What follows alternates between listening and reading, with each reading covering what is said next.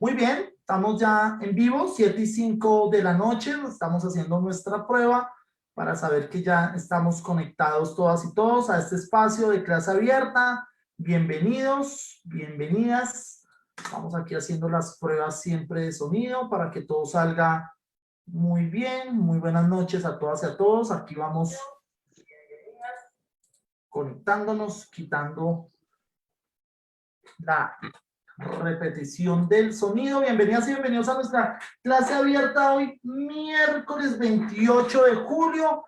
Bienvenidas, bienvenidos. Vamos conectándonos, por favor, como siempre, apóyennos con su saludo. Estos saludos no se monetizan, pero sí generan una gran motivación para los profesores invitados, para nuestra estudiante periodista invitada el día de hoy en esta presentación de la clase abierta que va a estar hablando de la nueva reforma tributaria. ¿Por qué será que hace 2 meses nos escandalizamos con la reforma tributaria y hoy ya nadie se está escandalizando, no hay debates, no hay movilización?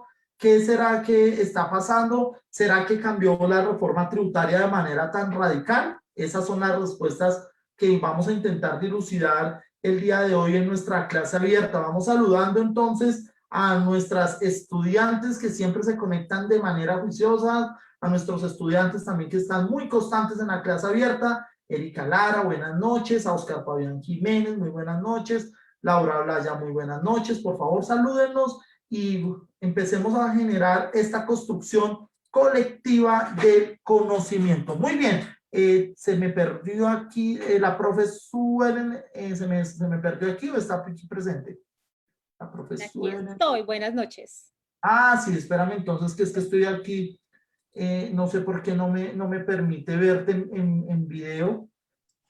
Ah, ya, es que bien. Entonces, muy bien, vamos a arrancar saludando a nuestros invitados antes de presentar nuestro informe. Hoy tenemos informe de comunicación SUD, periodismo, investigación y datos, periodismo construido por los estudiantes, las estudiantes de periodismo sobre este proceso de la reforma tributaria. Hoy nos va a acompañar Angie Carolina Sicua en la presentación de este informe, pero antes de la presentación de este informe, pues vamos a saludar a nuestros invitados, dos economistas con experiencia en estos temas, con experiencia también que es importante, ¿no? Interdisciplinar, porque la economía también debe verse desde ese punto de vista, no solo desde su área, sino también desde sus diálogos con otro tipo de escenarios, con otro tipo de saberes, y precisamente hemos querido darle ese toque también hoy a nuestra clase abierta. Por esa razón quiero saludar a Suelen Castiblanco, estudiante de doctorado y magíster en estudios interdisciplinarios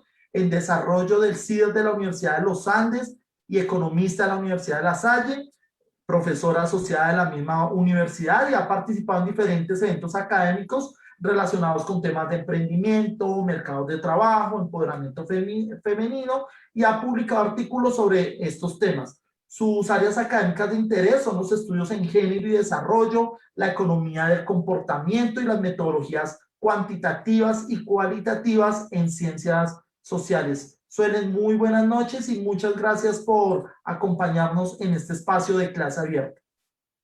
Buenas noches, Jaime, Angie, profe David, y a todos los que nos están viendo a través de tu canal de Facebook. Muchas gracias por la invitación y pues muy contenta de participar en un espacio tan interesante como este. Muchas gracias, Suelen. Estaremos entonces haciendo este diálogo junto a David Andrés Duarte Hernández, quien es economista, especialista en administración financiera, magíster en estudios y gestión del desarrollo. Ha laborado durante más de 10 años en el sector público y privado. La mayor parte de su trayectoria la dedicó en la Secretaría Distrital de Hacienda, en el DANE y en la DIAN. En la actualidad es estudiante del doctorado de modelación de políticas públicas, me corregirá ahorita David, y es docente de materias económicas y financieras en distintas universidades. David, muy buenas noches a este espacio de clase abierta. Hola Jaime, buenas noches. Buenas noches a Angie y a Suelen. Un gusto estar compartiendo acá con ustedes este espacio tan importante para el país como lo es la reforma tributaria. Así es, David, porque muchas veces pues, criticamos estos temas, pero ya cuando entramos a fondo como que nos da pereza porque vemos muchos números o vemos muchos elementos que nos sacan corriendo y de pronto nos alejan de la discusión. Pero la idea precisamente es hacer un poco de pedagogía, ¿no? Llamar la atención de los que están aquí para indagar, profundizar y ver las distintas variantes y variables que tiene este tema de la reforma tributaria. Muy bien.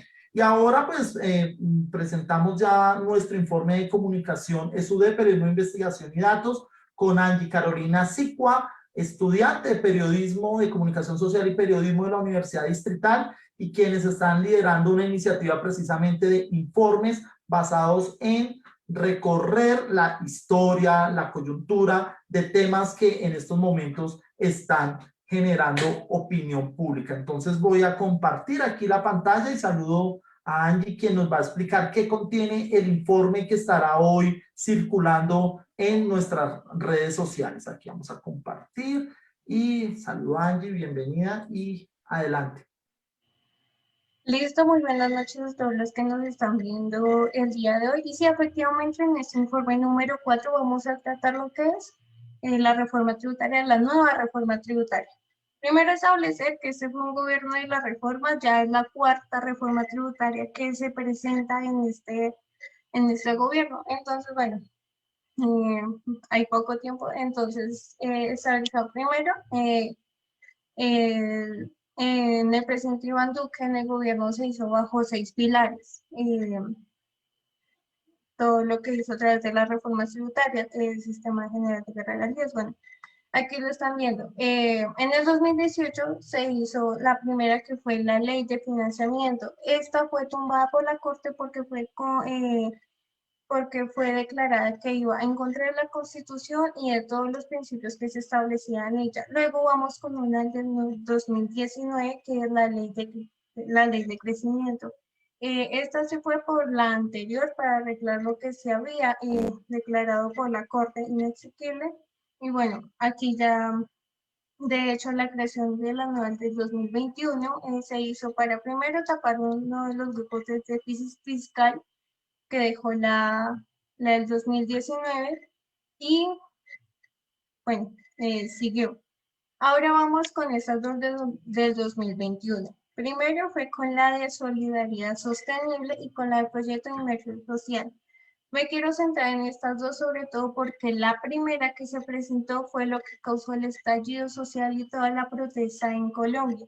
Y esto fue porque se difundió mucho en redes, se difundió que era de exento a excluido, qué iba a pasar con el IVA, qué iba a pasar con el servicio público. Y entonces aquí se comenzó a crear, bueno, porque la reforma tributaria en realidad le afecta a las personas y a eh, porque esto tiene que ver conmigo. Entonces, bueno, aquí en esto me quiero centrar en por qué se cayó. Esta que se presentó el 15 de abril de 2021, donde presentía, quería recaudar alrededor de 25 billones, no fue considerada porque primero golpeaba a la clase media, iba a un cobro del IVA del 19% en los servicios públicos para los estratos 4, 5 y 6, y bueno, la idea era sostenerlo en ingreso solidario, el déficit fiscal que se dejó y seguir con todos esos subsidios que se habían dejado. Los que se tocaban productos de la canasta familiar que pasaban de sector de fluidos, y en toda esta canasta y en todo el proceso productivo, al final de los días nos iba a golpear a nosotros, a las personas de a pie. Bueno, seguimos y ahora como pintaste, no, ya sin Carrasquilla, ya cuando todo su gabinete económico salió, se presenta una nueva después de 3 meses. Esta ya presenta un rubro mucho menor, ya 15.2 billones, ya se quiere recolectar mucho menos. Y aquí se presentan ya que con la matrícula cero, que fue una de las propuestas presentadas a través de la protesta, los incentivos de empleo con el PAEF, dar continuidad al ingreso solidario, ayudar a las microempresas y todos los afectados por la cuarentena. Ahora, ¿cómo se va a financiar esto? Primero, casi todo va a ser al sector privado y a las empresas, el 69%. El resto iría por la reducción del gasto público y también contra los evasores. Pero aquí encontraríamos los primeros problemas de esta reforma y sobre todo a la evasión. No se le pega tan fuerte al evasor. En realidad aquí en Colombia no existe la prisión para ellos a menos de que supere los 5.000 salarios mínimos, que se supere ese rubro. Además se puede pagar la multa y queda exento de la clase y en realidad no se le pega muy fuerte a ellos y es donde la DIAN debería poner más énfasis a los evasores. Lo que sigue es también que esta no es una reforma estructural y esto no es solo de este gobierno. Las reformas tributarias que han venido siempre solo para tapar huecos y son muy coyunturales. No ven una manera de recoger ingresos a largo plazo. También con lo de la factura electrónica que está implementando la DIAN precisamente contra la evasión del IVA, pero también se tendrá que fortalecer este mismo organismo si no tienen la capacidad técnica, analítica y fiscalizadora. En realidad no serían muchos los impactos a los que podría atribuir esa factura electrónica. También que si tenemos en cuenta que todos esos impuestos van a derivar de la reducción del gasto público y la evasión, pues esto no se sostiene. Y en realidad, si no se hacen estas modificaciones, la reforma tributaria podría incluso recoger menos de lo que se espera. También tener en cuenta la austeridad. Esto no aplica para organismos autónomos ni para de seguridad nacional. Y esto teniendo en cuenta que el gasto militar aquí en Colombia es muy alto. La CIPRI somos el segundo a nivel latinoamericano y a nivel mundial vamos en el nivel 26. Entonces, una de las mayores conclusiones que sacan aquí es, no molesta a nadie, no toca a nadie, pero eso también entre los ricos. Y aquí los ricos se encuentran en un paraíso fiscal, a los que se les debería estar cobrando más, no se les está cobrando en realidad. Y bueno, como puntos finales dejamos lo que se dijo y no se puso. Y se ha dicho en varias y ya hace varios años, no son cosas que se hayan dicho hace poco tiempo. Entonces, primero, bebidas azucaradas donde podrían tener también impacto a nivel de salud. Impuesto al patrimonio, se esperaba que por lo menos tuvieran un crecimiento del 1% al 3% y que tributen no solamente los que vayan a mayor de 5.000 millones, sino que este baje a 3.000 millones o por lo menos a 1.200. Las zonas francas también han sido de posiciones muy divididas, primero por la generación del empleo, la exportación, pero en realidad por la Comisión de Expertos Tributarios del 2021 dijo que se les debería comenzar a cobrar IVA y aparte la observación fiscal de la Javeriana también ha dicho que se debe comenzar a guiar a la tributación a las zonas francas y quitar las zonas francas permanentes especiales, particularmente la actualización catastral que con la georreferenciación que también se estaba proponiendo, pero bueno, eso causa todo un lío porque también se tienen que tener en cuenta otras reformas tributarias y se tienen que arreglar ciertos artículos. Vamos con la herencia de los más ricos, aquí se cobra el 10%, la economía naranja que en realidad es un concepto muy ambiguo, y en realidad entran muchos sectores y entran muchos colados en realidad y todos esos beneficios también los adquieren ellos. Entonces también se debería mirar qué empresas entran y qué no. Y también los impuestos a los dividendos, hay muchas maneras de en realidad evadirlos, pueden retener las utilidades, no necesitan capitalizarlos de una vez y como son empresas grandes pues los pueden retener ahí y evadir el impuesto en realidad de muchas maneras. Y faltan muchos, la verdad, muchos puntos, pero pues la conclusión es esa. Colombia se convirtió en un paraíso fiscal y es que sí se necesita la plata, sí se necesita esta reforma, pero no de esa manera. Esto ya se ha propuesto, esto ya se ha dicho, ya lo han dicho que deben ser reformas progresivas. Debemos dar una buena imagen a las calificadoras. Ya hay 2 que le bajaron el nivel a Colombia. Moody's se espera que lo haga y en realidad que baje. Se dejó un hueco fiscal, la pobreza y la deuda pública andan a niveles muy altos. Y entonces sí se necesita, pero mirar a quienes en realidad se está golpeando.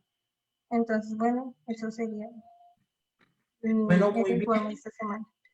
muy bien, Angie, muchas gracias por esta síntesis del informe que por supuesto estaremos compartiendo para todas y para todos. En un momento estaremos compartiendo el enlace de descarga para que por favor apoyemos estos ejercicios que se están haciendo de periodismo, de investigación y datos. Saludamos entonces a Paulina Fonseca, a Paula Ruiz, a Luisa Carrero, a Felipe Aponte en esta noche de miércoles. Bueno, entremos en materia con nuestros invitados para dialogar de acuerdo a lo que también nos ha planteado este primer informe como modo de hacer un precalentamiento del diálogo que vamos a establecer.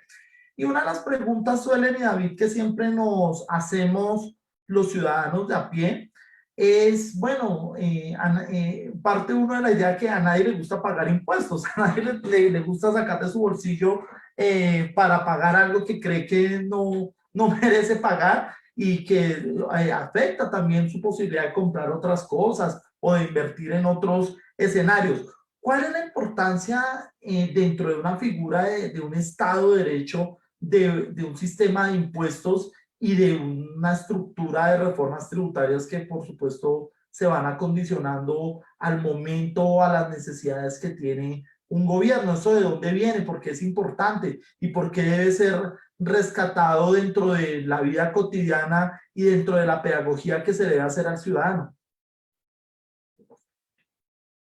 Eso es, sí, Nos das tú la palabra. Bueno, entonces empiezo yo y dejo luego a David más con una respuesta seguramente mucho más técnica. Las reformas tributarias, o bueno, la formulación, digamos, de los tributos, el Estado depende del funcionamiento de los tributos, es decir, para el funcionamiento del Estado y para en particular del Estado social de derecho, tal como lo tenemos estructurado en Colombia, necesitamos la recaudación tributaria de manera tal que el Estado tenga ingresos para poder asumir todos los gastos y compromisos sociales que adquiere con la población. Y ese es, digamos, como el propósito más conocido de los tributos. O sea, usualmente cuando uno ve teoría del Estado, lo primero que le enseñan es que los tributos son fundamentales pues, para poder garantizar el funcionamiento del Estado. Garantizar, digamos, la inversión, por ejemplo, en la protección de las fronteras, en la prestación de servicios de policía y de seguridad, de servicios de salud, bueno, y otro tipo de servicios sociales. Pero otro de los propósitos fundamentales de las reformas tributarias tiene que ver con la práctica de distribución y redistribución de la riqueza que se genera dentro de un país.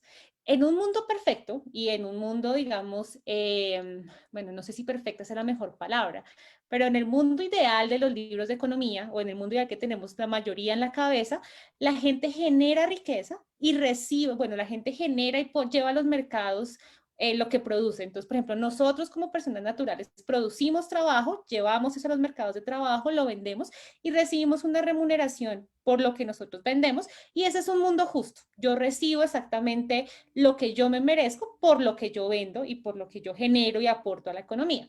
En el mundo real eso no funciona de esa manera. En el mundo real lo que pasa es que tenemos una serie de distorsiones de ese funcionamiento ideal del mercado y entonces si bien se genera o no se genera pues de forma importante riqueza en los países, esa riqueza necesita ser redistribuida. Pues digamos, en una posición muy libertaria, por así decirlo, uno podría decir pues simplemente que la gente que no genere riqueza pues no reciba riqueza y ya.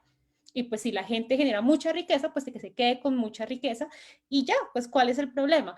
Pero la verdad es que en el marco de los estados sociales de derecho y en el marco, digamos, de la ética y la política, lo que buscamos es garantizar mayor equidad y garantizar un nivel mínimo de dignidad vital para las personas. Y ahí es donde las reformas tributarias juegan un papel fundamental. Porque en teoría lo que buscan las reformas tributarias es garantizar un sistema de redistribución de la riqueza. Y por ejemplo, hay algo que mencionaba Angie hace un momento en lo que hacía mucha fuerza y es que hay que cobrarles a unos que son los que más tienen, para no castigar a los que menos tienen, y tenemos en la cabeza esta idea pues de que hay que quitarles a unos para darles a otros, que pues tal vez no sea la más técnica y precisa, pero en últimas sí encierra el espíritu de las reformas, y es redistribuir esa riqueza de forma tal que garanticemos una sociedad un poco más equitativa. Ya dejo ahí a David. Adelante, David. Bueno, sí, vale, muchas gracias.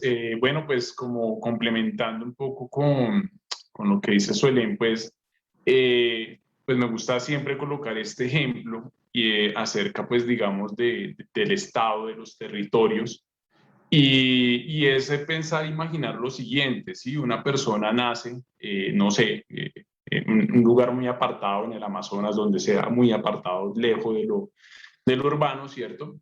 Y esta persona entonces, pues que nace en este contexto, pues carece de una cantidad de servicios que sí están en, digamos, en algunas ciudades, ¿sí? Entonces, la pregunta es, bueno, ¿cómo uno nace ya con con algunos de estos servicios? Y entonces resulta que nosotros, ¿sí? O sea, los ciudadanos todos, pues nacemos ya en unas construcciones, quiere decir, en un capital ya abonado, y ese capital se ha construido en parte pues con la producción del país, pero también con deuda, y todos los países del mundo tienen deuda. Estados Unidos probablemente es uno de los países más endeudados del mundo, ¿sí? Más del 100% del PIB. Colombia apenas va pues por el 60%. Y entonces una de las razones por las que hay los tributos es porque pagamos deuda, y esa deuda pues debería verse. Esa es una de las cuestiones. O sea, es la conciencia de yo salgo, hay una carretera, yo coloco una empresa, los empresarios, ¿cierto? Colocan una empresa y tienen seguridad, ¿cierto? O sea, la policía, el ejército, tienen una carretera, tienen etcétera, de todos estos servicios, y pues eso no está ahí mágicamente, sino que se construyó y hay que pagarlo porque hay una deuda y los estados han acogido esta deuda. Entonces, la primera reflexión a la que me gusta llamar pues a las personas, a la población, es tener esta conciencia de que hay deuda, ¿sí? O sea, esa es la cuestión. Y que la deuda tampoco es mala, ¿sí? Puede ser mala o puede ser buena. Y entonces también ahí pues expreso y digo, pues ojalá vean cómo funcionan algunos de los países que denominamos en comillas desarrollados, y entonces te encuentras con metros, con puentes, bueno, de alta tecnología, puedes sacar tu celular y no te lo van a robar, ¿cierto? Entonces eso es seguridad. Entonces, es decir, se invierte, la deuda sirve para invertir en infraestructura física e infraestructura social, ¿sí? El problema es tener alta deuda y no haber generado la infraestructura física y la infraestructura social. Y era algo que pues estaban mencionando, que tú mencionabas, o decían, no gusta pagar, ¿cierto? Entonces, ¿por qué no nos gusta pagar? Pues porque no vemos que esa deuda, pues como que se vea en la sociedad. Ese es como uno de los asuntos de los tributos. Entonces, en los países están altísimamente, muchos países que consideramos en comillas desarrollados, Estados Unidos, Inglaterra y demás, están altamente endeudados, pero tú ves que esa deuda está en una infraestructura física y social. Esa es una cuestión, ¿sí? Lo otro es que mencionaban Suelen y Angie, ¿cierto? Es quién debe, y pues ese quién lo debe, ¿cierto? Entonces hablamos de la redistribución de lo que, pues, de lo que se produce. Y bueno, pues digamos que desde el punto, como lo decía Suelen, pues claro, o sea, es decir, solamente puede tributar o solamente, en comillas, deberían tributar aquellos a los que les sobre, ¿cierto? Esa es una de las cuestiones, o sea, es decir, el tributo, como digamos la renta que nace de una utilidad, si tú no tienes utilidad, pues no pagas el impuesto como empresario, ¿cierto? Pero entonces tomar a una persona natural que gana el mínimo o menos del mínimo e introducirle un impuesto por medio del IVA, pues tú no, pues ya ahí le estás introduciendo un impuesto a una persona que probablemente no le sobre dinero. En cambio, el empresario solamente su empresa paga si tiene utilidad, ¿cierto? Esa es la cuestión. Entonces también hay como el deber ser, ¿cierto? Entonces el deber ser dice que deben ser progresivos porque el empresario utiliza mucho más el país que la persona natural, porque el empresario utiliza mucho más las carreteras, mucho más las vías aéreas, mucho más la seguridad, utiliza mucho más las cosas, ¿cierto? Los servicios en el país, que lo que lo utiliza solamente una persona natural. Y el deber ser, pues como acabo de mencionar, porque pues no puede que no le sobre, entonces pues debería pagar a los que le sobra y de una forma progresiva debería ser. Bueno, ya aquí entramos a hacer esta labor pedagógica que es muy interesante en pensar la reforma tributaria como una redistribución de las riquezas y también esto que nos menciona, esto primero lo mencionaba Suelen, y lo que mencionaba David de cómo se nacen con las carencias y el tema de las deudas que pues tenemos que responder dentro de una estructura pues imaginaria como es el Estado-Nación, pero que son servicios que cuestan y que muchas veces pues no los asumimos precisamente porque también hay cierto descontento social en la forma como se brindan dichos servicios. Una pregunta que yo tengo desde mi gran ignorancia en los temas económicos, pero que asumo que esto tiene una explicación técnica o teórica, es por qué se hacen tantas reformas tributarias. Porque cada gobierno, digamos, digamos, cada gobierno siempre prepara una reforma tributaria. Estoy hablando en caso colombiano. No sé si esto sea una tendencia global que pues sea como una obligación de un gobierno hacer una reforma tributaria o si eso es una condición especial de Colombia. ¿Por qué la necesidad de estar cada rato cambiando el sistema de tributos que también en algunas ocasiones nos van desubicando porque no sabemos cuándo nos toca pagar más o menos por algún servicio? David. Bueno, gracias. Entonces, mira, yo lo que pienso y lo que de pronto se ve tiene que ver con el individualismo y el colectivismo dependiendo de la sociedad, ¿cierto? O sea, es decir, hay sociedades, ejemplo, en algunas en que se ve que los magnates de estos países aportan a la educación de manera voluntaria, ¿sí? Entonces depende mucho de la sociedad. Entonces, como tú dices, no es que sea en todo el mundo, pero sí hay una tendencia a que en casi todo el mundo, porque hace 30 años el mundo pues tomó una vía muy neoliberal que en el fondo tiene un pensamiento muy egoísta, ¿sí? Muy individual, y entonces pues nadie quiere asumir pues estos gastos de los que hablábamos acerca de los tributos. Esa es como la cuestión, o sea, nadie los quiere asumir. Al no quererlos asumirlos y yendo puntualmente al caso de Colombia, pues en Colombia se presenta una gran evasión. Entonces la evasión en Colombia es más o menos de 40 billones de pesos al año, ¿sí? Y pues la corrupción es de 50 billones. Entonces esta combinación pues de cifras, de conceptos, pues hace que los tributos que, como lo mencionaba, pues el país dice pagamos y pagamos tributos, pero no podemos salir a hablar con el celular en la calle, o sea, no podemos y el carro pues pasa por cualquier cantidad de huecos en las calles y hay cualquier cantidad de problemas, entonces no los vemos y no los queremos asumir. Entonces, en el caso colombiano, particularmente más que en otros, pues sí falta un poco de lo que hay en otros países. Una palabra que ojalá no se distorsione, que después es como querer un poco el país, que es ser nacionalista, ¿no? Querer un poco al país, aportarle un poco al país. Y en Colombia y en Latinoamérica, al parecer hay un problema más fuerte de esto en parte de los empresarios, porque también en Europa, en Estados Unidos, tampoco es que les guste pagar mucho, pero acá es como más, o sea, en Latinoamérica se ve como un poco más fuerte esa posición egoísta, individual, de no querer como aportar al país. Es por eso. Entonces, esta evasión, corrupción, tras de no querer, pues lleva a que cada 4 años o más, ¿cierto? Se vea, bueno, ¿cómo hacemos para los recursos? Esa es la cuestión, ¿no? O sea, se quedan los problemas, la evasión permanece, la corrupción permanece, no querer aportar permanece, pero pues la deuda claramente pues sigue creciendo porque hay deuda. Esa es como la cuestión. Suelen, Sí.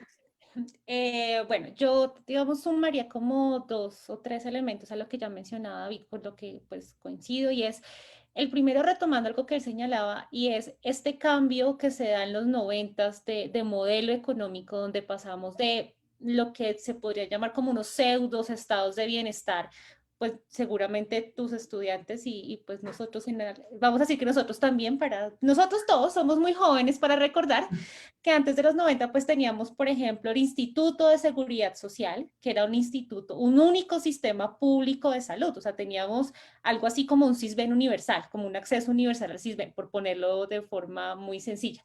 Después de los 90, con el giro neoliberal y con la idea de que hay que desmontar estos estados de bienestar, la idea del estado mínimo, de que hay que sacar el estado de la vida de las personas, pues entonces toda esta provisión de servicios estatales empieza a disminuir, y una de las razones o una de las, digamos, explicaciones que se le dio a la gente es, mire, si el Estado desaparece de su vida porque el Estado ya no le provee servicios, pues usted tampoco tiene que pagarle tributos al Estado, pues porque en últimas el Estado necesita ahora menos plata para funcionar, y eso es bueno para la gente porque entonces la gente no debe pagar impuestos. Y a pesar de que ahora lo vemos de forma, digamos, de forma retrospectiva, porque ya sabemos lo que pasó, pero en su momento, en los 90, el enfoque neoliberal fue aceptado en el país, o sea, y todavía hoy, digamos, Uribe se hizo presidente en el 2002 con un discurso de Estado mínimo, de austeridad económica y todo esto. ¿Qué pasó en la realidad? Pues lo que pasó fue que hacia mediados de la década de los 90, pues no teníamos ni los beneficios que nos mostraban de un Estado mínimo y de un Estado austero y de no tener que tributar, o sea, de un modelo totalmente liberal al estilo norteamericano, o sea, de Estados Unidos, ni teníamos ya el Estado, el pseudo Estado de bienestar que teníamos en los 90. Entonces quedamos en el peor de los mundos porque ni teníamos el acceso a los beneficios del liberalismo, pero nos habían desmontado todos los servicios sociales. ¿Qué terminó pasando? Pues entonces progresivamente se empezó a aumentar la deuda para poder empezar a subsidiar a todas esas personas que empezaron a quedarse por fuera de los mercados, y además la pobreza empezó a aumentar de forma significativa en el país, con una nube gigante que nosotros tenemos en el caso colombiano que marca todo y es transversal a todo, que es el conflicto armado, que pues, o sea, a finales de los 90 se nos mezcló la decepción con el modelo neoliberal, el conflicto armado, bueno, y un montón de cosas. Aumenta la deuda pública y entonces entramos a los 2000, pues con déficits fiscales, o sea, gastamos mucho más de lo que recibimos, o el Estado gasta mucho más de lo que recibe, y tiene que paulatinamente empezar a subir los tributos. ¿Qué pasa? Y ahí coincido pues con David. En América Latina en particular no tenemos una cultura de pago. Pues digamos, porque además también hay una fuerte desconfianza institucional. Sentimos que para qué pagamos, igual el Estado se va a robar los impuestos, entonces pues para qué hacer el pago. Y además sentimos también que cuando estamos evadiendo le estamos haciendo trampa al Estado, como si el Estado fueran ellos y nosotros fuéramos otros. Entonces se nos olvida pues que esa plata que el Estado pierde igual nos la van a cobrar eventualmente, o sea, eso es una deuda que no se va, o sea, se queda ahí, tenemos que pagarla en algún momento. Entonces, bueno, ahí hay como un elemento importante y es pues ese, o sea, digamos, el Estado empieza a endeudarse, no nos gusta pagar y entonces, pues bueno, ahí se genera como este fenómeno de evasión. Y el otro tema también, pues es que en la medida en que no nos gusta pagar, no nos gustan las reformas tributarias fuertes. Entonces nos gusta, pues digamos, políticamente es mucho más vendible a la sociedad, y eso retoma una pregunta que creo que Angie tú planteas al principio, y es, ¿por qué con la primera reforma sí hubo este estallido social tan fuerte y con la segunda no? Pues porque la segunda es una reforma apenas como para cubrir lo que se necesita, como voy a poner el pañito de agua tibia, pues como para no molestar a nadie, no molesto a los empresarios, ni toco a las personas naturales, ni nada. La reforma anterior tenía como espíritu ser al margen de si estaba bien o mal planteada, tenía el espíritu de ser una reforma estructural. Entonces, claro, al ser una reforma estructural, pues eso sí nos toca los cimientos y pues ya más gente sale, porque no fue solamente la gente la que salió a protestar contra la reforma, los empresarios tampoco estaban conformes, los sectores políticos, y en últimas la inconformidad generalizada la que tumba la reforma. O sea, tenemos la idea de que fue la sociedad civil, pero a riesgo de dañar nuestra autoeficacia colectiva, realmente quienes tumban la reforma pues son los gremios y las empresas que dicen como no vamos a asumir esa reforma en las condiciones en que ustedes la están pasando. Entonces ahí creo que hay como dos elementos. De hecho, esta reforma pues fue súper consensuada. Ya todo el mundo conocía el articulado de la reforma antes, porque se consensuó con empresarios, con gremios, con algunos actores pues muy particulares de lo que llamamos la sociedad civil, para asegurar que vaya a pasar. a diferencia pues del anterior. Entonces, pues por eso tenemos que hacer reformas cada rato, porque como pues nos toca hacer reformas pequeñitas, como hacemos este ajustico y este, pero pues cada rato nos acostumbramos a presentar casi una reforma por año, como presentaba Angie al inicio en su nota. Bueno, muy, muy interesante. Yo creo que hubiera tenido estas clases de economía en la universidad, hubiera estado mucho más atento a los conceptos, porque sí que he ido de verdad y no es una palabra vacía, he ido aprendiendo de lo que ustedes están diciendo. Frente a esta diferencia entre las reformas estructurales y las reformas que van siendo, digamos, una especie de paño de agua tibia. Y yo creo también aquí, para complementar, que la pandemia sí que demostró pues el fracaso de esa idea de que el Estado no existía, de que el Estado debía ser mínimo, ¿sí? En próximas clases estaremos hablando del tema de las vacunas y precisamente pues como las vacunas también dependen de una política pública, y por más que nos quejemos, pues los sistemas de vacunación dependen también de una acción del Estado, y eso, digamos, llevándolo a un tema de la reforma tributaria del sistema de impuestos, pues necesitamos de un Estado que genere esas redistribuciones. Me deja bastante preocupado este tema y vamos a entrar a profundizar sobre ese tema, de una reforma que ahorita se presenta a modo de agua tibia y de pañito de agua tibia, y que nos olvidamos de hacer las reformas estructurales para evitar esta reformitis constante. Entremos con eso. David, ¿cuál es la diferencia? Voy a hacer una pregunta diferenciada para David, para Suelen, de acuerdo también a sus saberes. David, ¿qué es lo que pasó con esta reforma que se acaba de presentar? ¿Qué puntos, digamos, son los que, digamos, van a permitir que se apruebe? Si es una reforma, como suelen decir, que va a atacar temas de fondo, o estaremos expuestos a que en el 2022 tengamos, independiente de quién sea, a generar otra estructura de tributaria. Bueno, mira, voy a compartir, creo que la pantalla para... ¿Puedo compartir la pantalla? Claro, sí, sí. Aquí, Bueno. espérame, aquí ya lo habilito. Sí, listo. Entonces, mira, voy a compartir esta pantalla. Esto es del texto que está actualmente, ¿cierto? Actualmente esta es pues la propuesta que se hace. Creo que alcanzan a ver que dice 2022, ¿sí? Ahí está. Sí, bueno, okay. Entonces, mira, hablar de esta última nueva reforma, yo la verdad creo algo que pues no sé qué es lo que siento cuando leo esto. Creo que nos han mamado gallo, ¿sí? Nos han tomado del pelo realmente este gobierno, porque si te das cuenta, pues acá pues me dice cuál es la tarifa, pues como va a quedar, ¿cierto? Los impuestos, sí. Y entonces lo que ves es que en el 2017 pues estaba en una tarifa. Después lo que hizo este gobierno, si te das cuenta, en 2019 es bajarla, y lo que nos dice es que cuando este gobierno ya se va a ir, pues va a volver a subir, que es lo que está acá, ¿cierto? Entonces es como durante 3 años, ¿cierto? Se les baje el impuesto a las grandes empresas, ¿sí? Y quede bien, ¿cierto? O sea, es decir, si hubo una política económica en la parte fiscal durante este gobierno, que fue darle unos beneficios a las empresas. Y ahora entonces dice, bueno, ya cuando yo me vaya, ¿cierto? Porque esta reforma, pues esos puntos que va a atacar van a ser para el 2023, ¿cierto? Entonces, pues ya yo cumplo con mi legado, y pues ya ustedes mirarán que... Pero él lo hizo, o sea, esa es como la primera cosa, el primer aspecto. Decir, una política fiscal durante este gobierno. ¿Cuál fue esa política fiscal?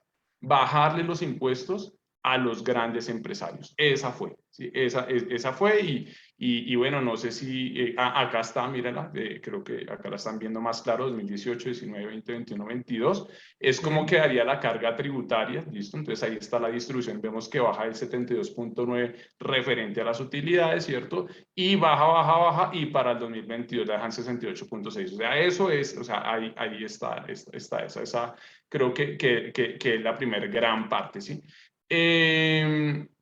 Yo pues digamos, pienso que es, o sea, es decir, esto no me parece una bobadita, sino es eso, es quedar bien, a veces recuerdo un poco un capítulo por ahí de Los Simpson en los que decían que necesitaban dinero y Homero le decía a Bart que cómo iba a colaborar y entonces él decía que iba a fumar, iba a dejar el cigarrillo. Entonces esto parece eso, ¿no? Voy a crear un problema social y después entonces más o menos miro cómo lo resuelvo y quedo bien al final, ¿sí? Y eso es lo que ha hecho este gobierno. Ahora, en comparación con la reforma que se le quería meter al país, pues a finales de abril, yo pues en mi sentir, yo pienso que el estallido social llevó precisamente a esta que se está presentando.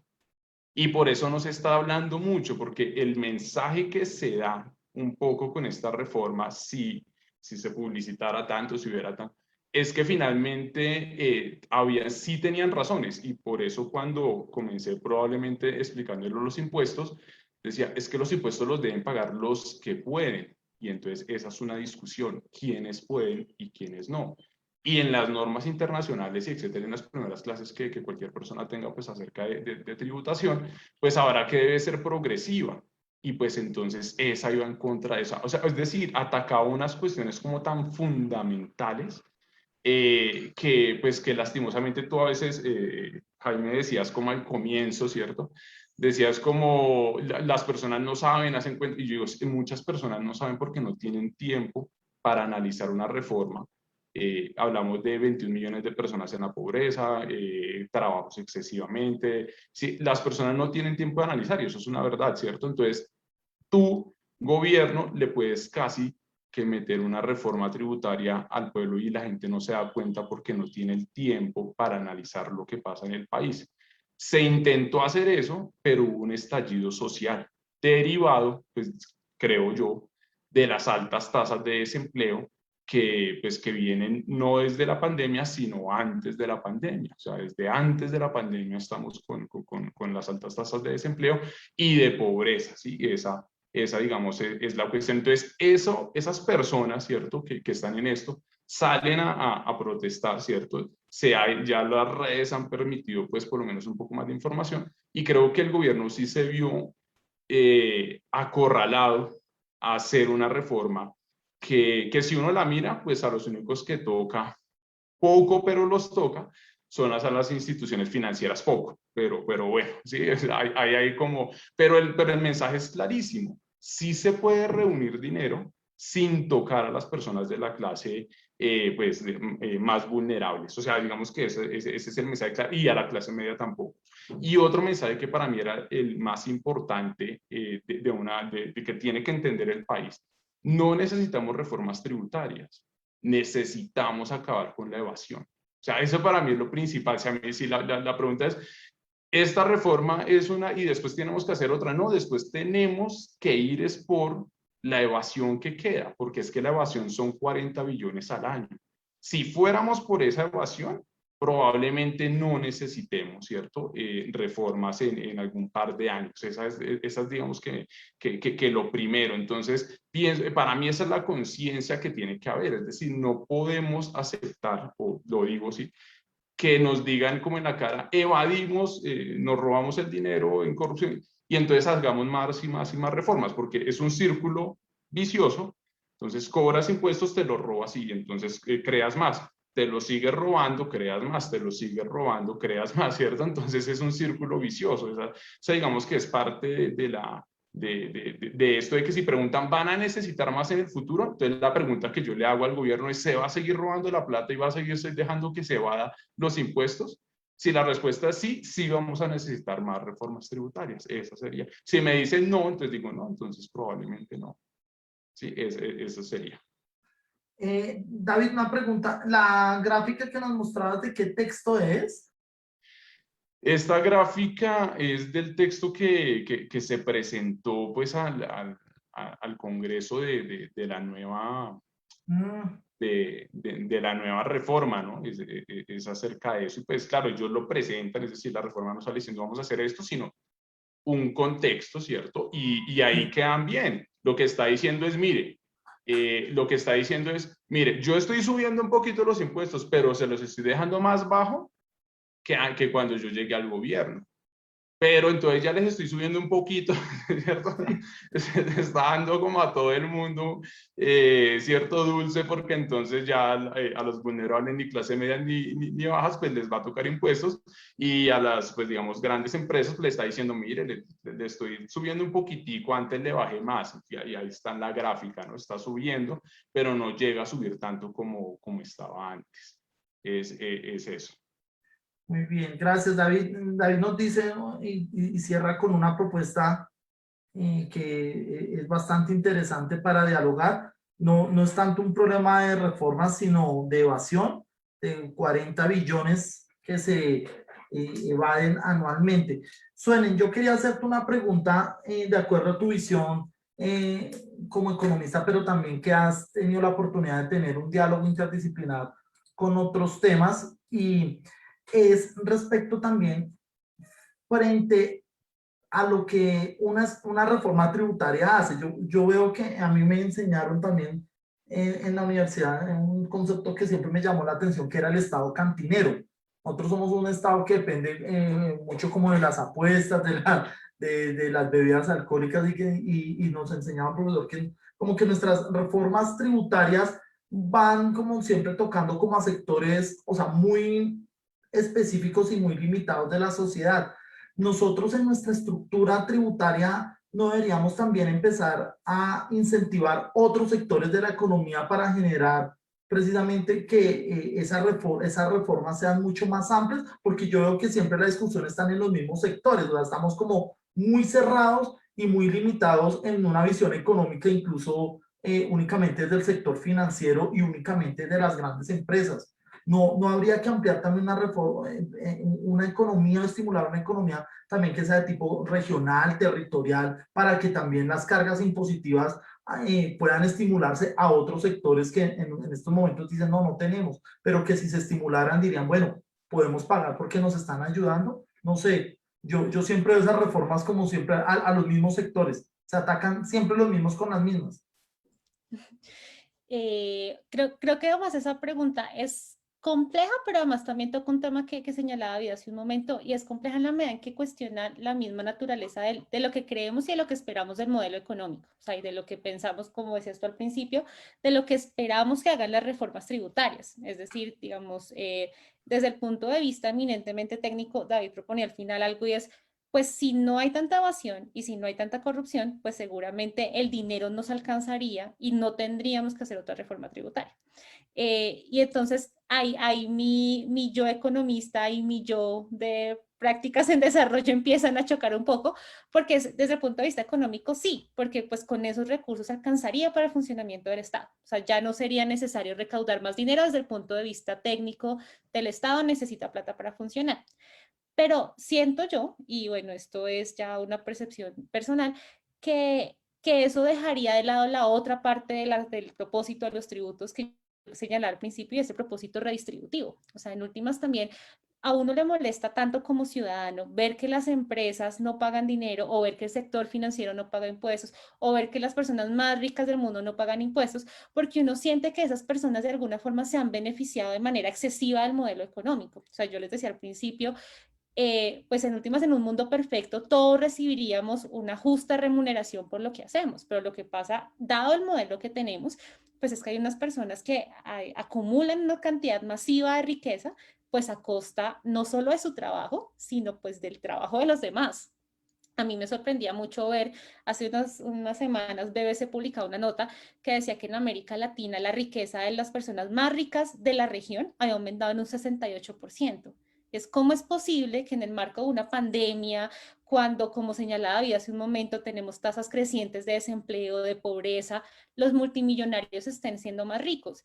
Y la idea, pues, clásica, de la economía clásica, pues son más ricos porque han tomado mejores decisiones y porque ellos son más hábiles y demás, pues es, o sea, ahí sí diría, ahorita estoy viendo, Michael Sandel diría, pues es el mito de la meritocracia, es que yo soy más rico porque yo me lo merezco, y es, no,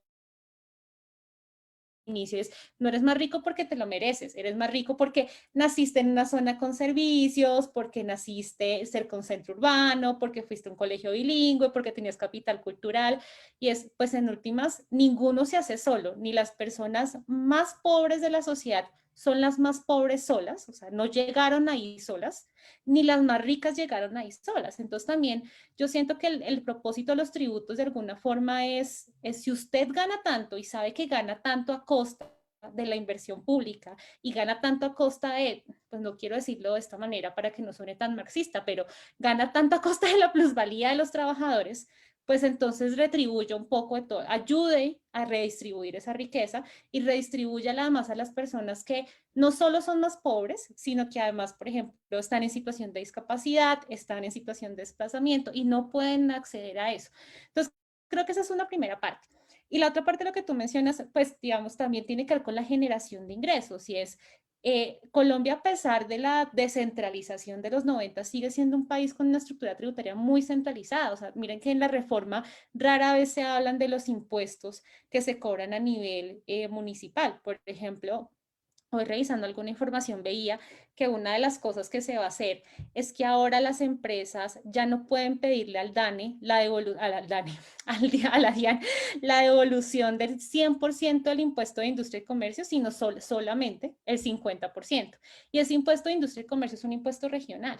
Entonces, pues en últimas, cuando se había grabado ese impuesto, pues se estaba grabando a las regiones, no se estaba grabando al Estado central. Entonces, pues como tú muy bien señalabas, tenemos ahí una estructura donde las regiones están medianamente maniatadas para generar nuevos ingresos, pero además como la estructura productiva del país está tan concentrada en unos sectores, minero energético, financiero, y pues un poquito de servicios, pues cuando nos ponemos en la tarea, bueno, ¿y a quién le cobramos? Decía había hace un momento, cobrarle al que más gana. Bueno, ¿y quiénes son los que más ganan?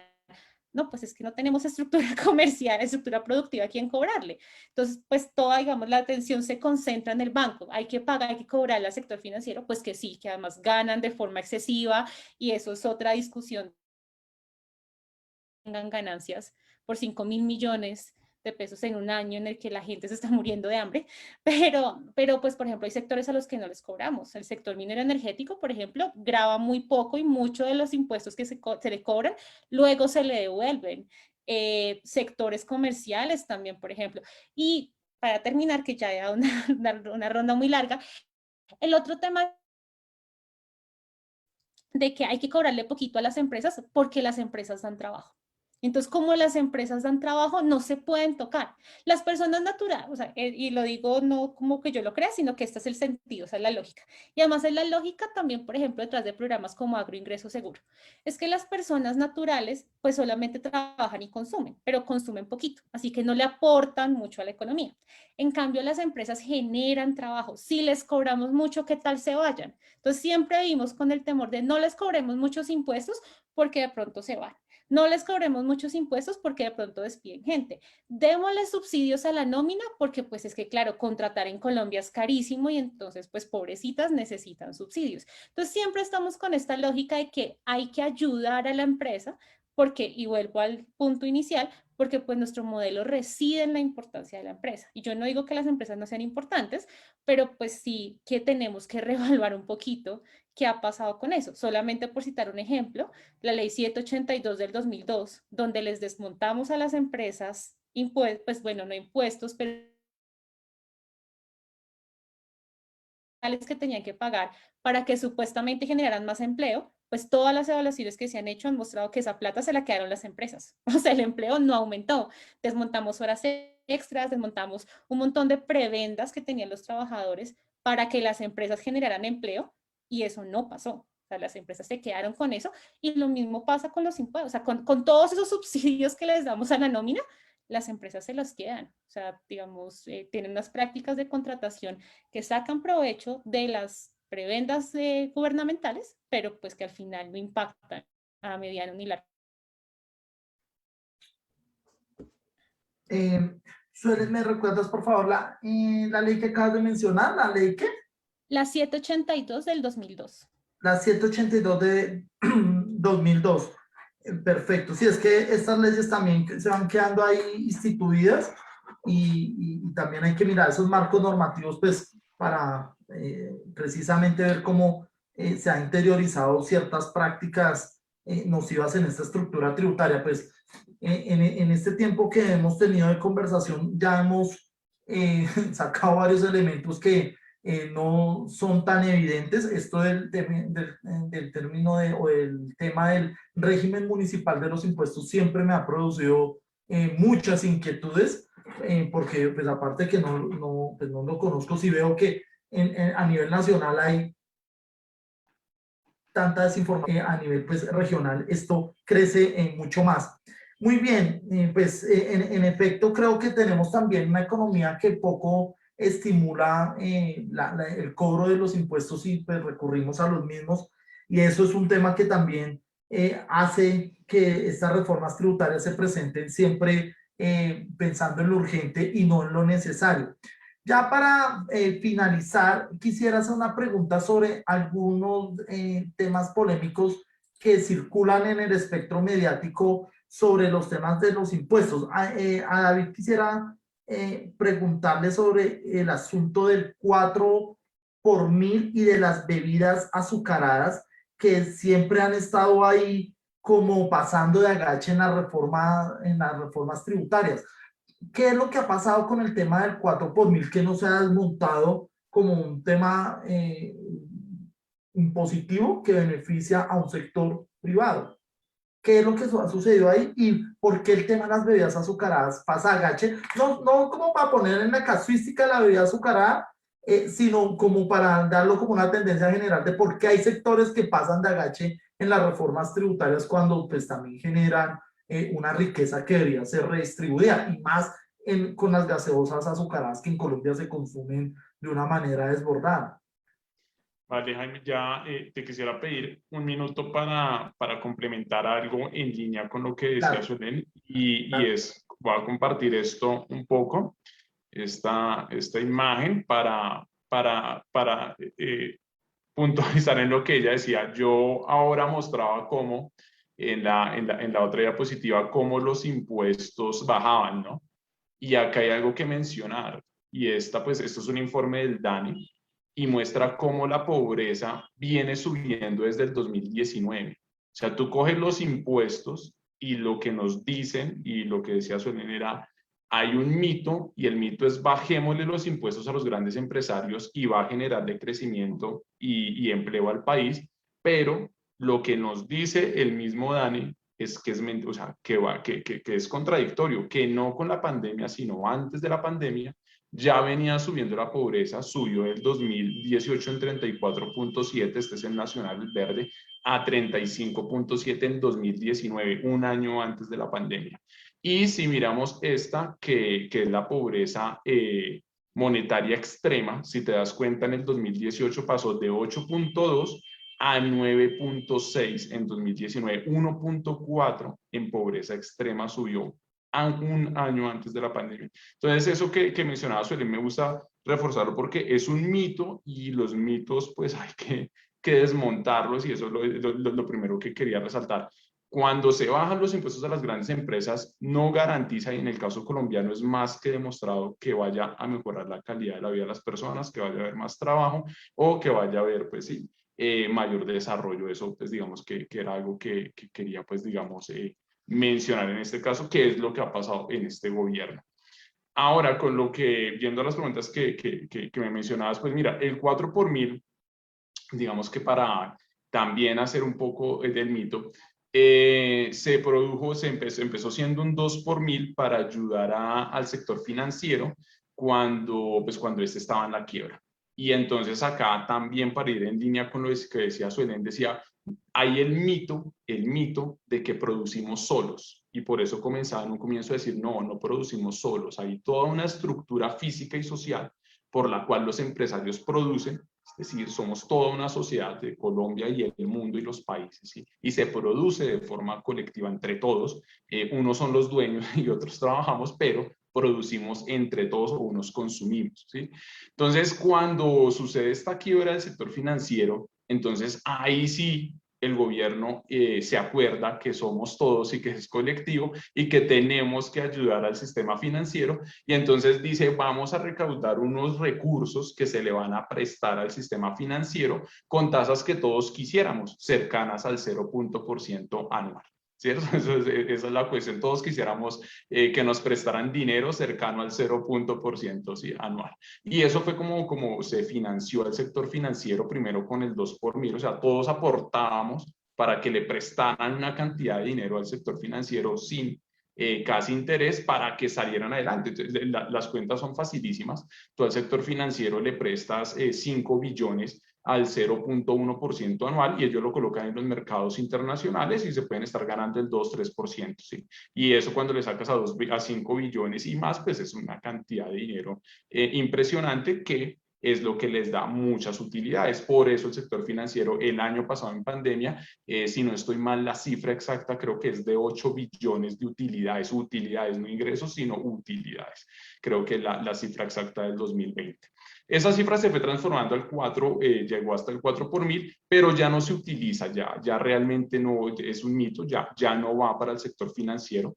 Lo toma el gobierno, no recuerdo la partida específica para la que utiliza este recurso y lo dejó ahí. O sea, es decir, dijo, bueno, lo podemos cobrar y lo están cobrando y vuelvo al tema. A mí yo lo he pagado porque por diferentes cuestiones de la vida, pues me ha tocado tener 2 cuentas, entonces lo he pagado y nunca me molesta pagarlo, me molesta no ver los impuestos en la sociedad, ni en la infraestructura física, ni en la infraestructura social. Entonces, el 4 por 1000, ese fue el funcionamiento, ¿no? Realmente no fue regalado, pero para muchos cuando decimos cómo se utiliza el dinero, decimos sí, pues eso es regalado, o sea, cobrar casi el cero y salir a ganar es esa forma. Entonces, ese fue. Y el de las gaseosas, pues es una discusión que mi punto de vista es que sí deberían tener claramente impuestos. Dice que se tocaría el tema del azúcar, que genera muchos empleos, pero es que Colombia necesita una reforma agraria para ponernos a hacer otras cosas. O sea, no nos podemos quedar en el tema de que si algo produce mucho empleo, pero genera un mal, entonces tenemos que mantenerlo cuando nos podemos dedicar a muchísimas otras cosas.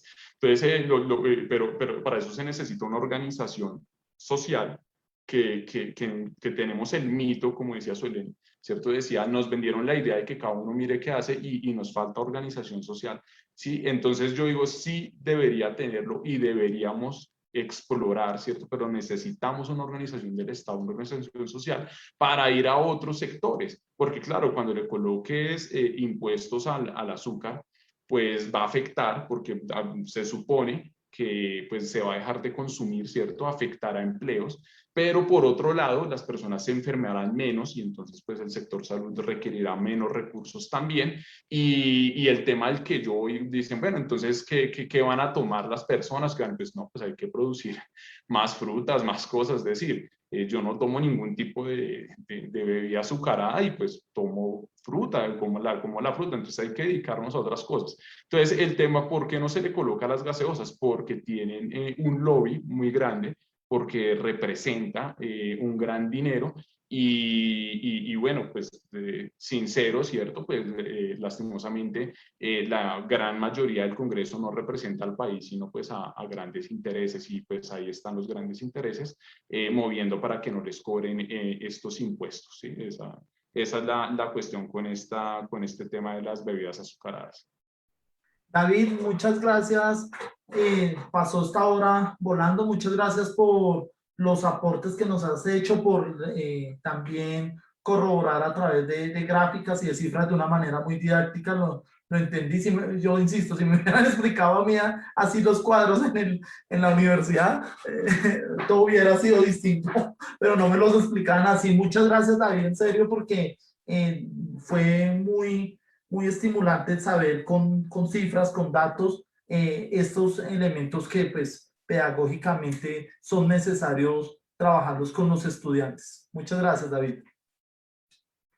No, a ti, Jaime, muchas gracias, a Suelen y pues a todas las personas que se conectaron por este espacio y ojalá sirva para divulgar y nos quitemos esos mitos que son mitos, que no son así. Eso es lo importante. Muchas gracias, David. Y por supuesto, antes de despedir a Suelen, la pregunta final para ella es la siguiente. Suelen, te hice la primera pregunta sobre como las limitaciones que tenemos en el sector económico para cobrar los impuestos y ahora también para quienes se redistribuyen la riqueza. Tú que has trabajado también temas de género, muchas veces uno ve que la redistribución de la riqueza y de los servicios que ofrece el Estado para decir, venga, páguenos impuestos, también se van como en las mismas cosas, ¿no? En seguridad y defensa, en temas, digamos, de burocracia, y faltan sectores que también no sienten que esos impuestos son para ellos o se benefician para esas comunidades. ¿Cómo ves tú ese tema de la experiencia que has tenido en la maestría y el doctorado? Bueno, sí, gracias, Jaime. Sí, yo creo que, digamos, o sea, coincido con la precisión que haces, y es efectivamente como que uno siente que de alguna forma, cuando también están presentando en qué se van a gastar los tributos del Estado, uno siente como que digamos, la agenda es la misma. Yo, sin decir que la pandemia fue algo positivo, o sea, no, fue terrible, y el discurso coaching de, oh, veamos el vaso medio lleno, no, pues no, es una pandemia mundial. Pero en medio de la pandemia, creo que una cosa a resaltar es que se puso sobre la mesa, por ejemplo, la discusión del ingreso solidario. Entonces, si bien nosotros no tenemos, pues estamos lejísimos de una renta básica, y pues el ingreso que se está dando es de 166.000 pesos, según vi hoy, a los hogares más vulnerables, y pues eso, insisto, está lejos de ser una renta básica. Era algo que se estaba pidiendo hace mucho tiempo y que no se había puesto sobre la mesa. O sea, digamos, no se había considerado la posibilidad de que los tributos sirvieran para eso, porque además la respuesta siempre era no alcanzan. O sea, no hay forma de que con los tributos podamos pagar esa reforma, esa renta básica. Y bueno, al menos ya está sobre la mesa. De nuevo, no es una suma ideal, no es lo que esperamos, lo que pues además han estimado diferentes académicos que podría ser, pero al menos está. Y el otro tema sobre el que tú llamas la atención, que también me parece muy interesante, es cómo además, digamos, usualmente cuando pensamos en el tema de la reforma tributaria o de los tributos, siempre estamos pensando en los dos grupos, bueno, en binarios, por decirlo de alguna manera, los pobres y los ricos, las empresas y las personas naturales. O sea, siempre dividimos la sociedad en estos grupos, pero rara vez y solo de forma reciente se están empezando a hacer análisis cruzados, y es cómo algunos impuestos afectan de sobremanera a algunos sectores de la sociedad.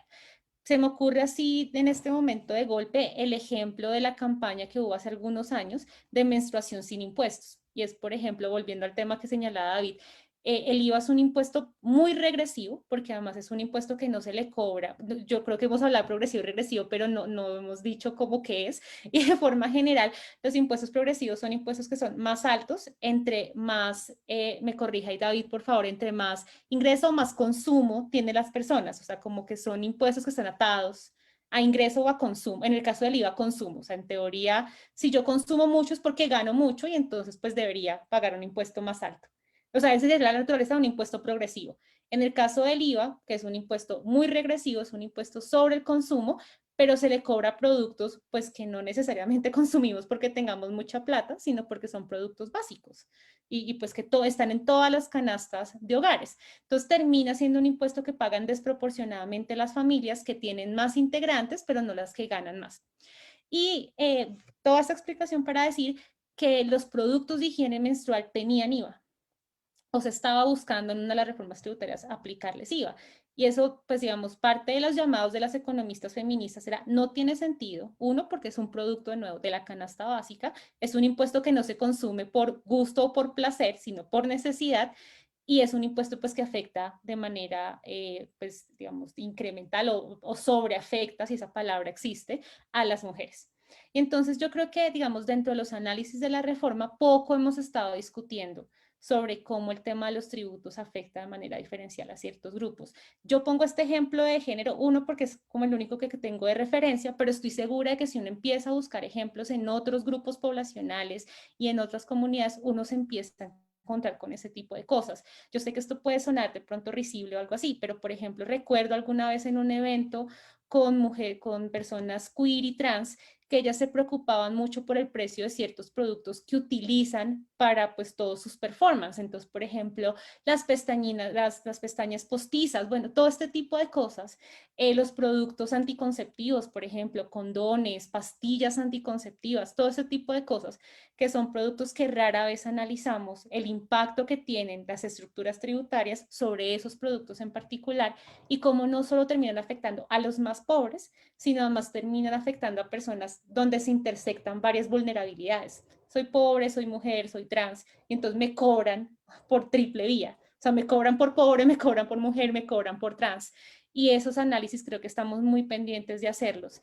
Y ahí sí es un llamado pues a los economistas y pues ampliar ese esquema y hacer esos análisis de forma mucho más amplia. Todavía estamos muy concentrados pues en la idea ricos, pobres, ellos, nosotros, y no hacemos este tipo de análisis. Suelen, muchas gracias por tu intervención, por tu participación. De verdad que es grato tener estos diálogos también que le permiten a uno pues, salirse de lo que rutinariamente trabaja, más en la academia donde a veces nos hiperespecializamos y olvidamos también entender esas otras voces, y pues ese es el propósito de esta clase abierta. Esto pues me permito leerles aquí 3 comentarios finales de nuestros espectadores. Oscar Fabián dice: queda la duda de quién o quiénes pagarán los platos rotos de una ya esperada evasión de impuestos. Probablemente se saque otra y luego otra y después otra reforma tributaria. Luisa Carrero dice: agradezco la interpretación que realizaron. Entre los 3 pudieron solventar varios vacíos e incógnitas del proceso de construcción de las reformas, así como sus antecedentes e implicación de los 90. Sí, Luisa, yo creo que fue más entre los dos porque yo no tuve ahí ninguna incidencia. Ahí yo también aprendí lo del tema de la década de los 90, de esta ley 782 que la dejé aquí anotada para estudiarla. Laura Olaya nos dice: Colombia tiene que estar preparada para en 2 años tener otra reforma tributaria.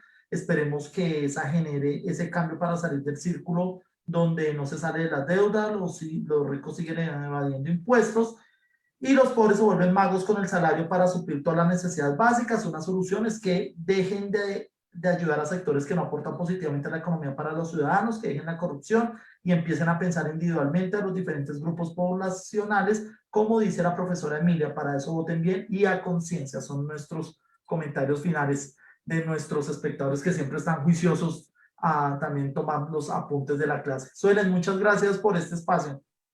Jaime, muchas gracias a ti, a David. Yo, pues como les decía al principio, pues a ser economista, la verdad aprendí mucho porque, pues bueno, David es un experto en esos temas tributarios y nos dio muchas cifras y mucho contexto y además muchas explicaciones de temas que uno conoce por encima, y gracias a todos los estudiantes que se conectaron por sus comentarios y por estar ahí.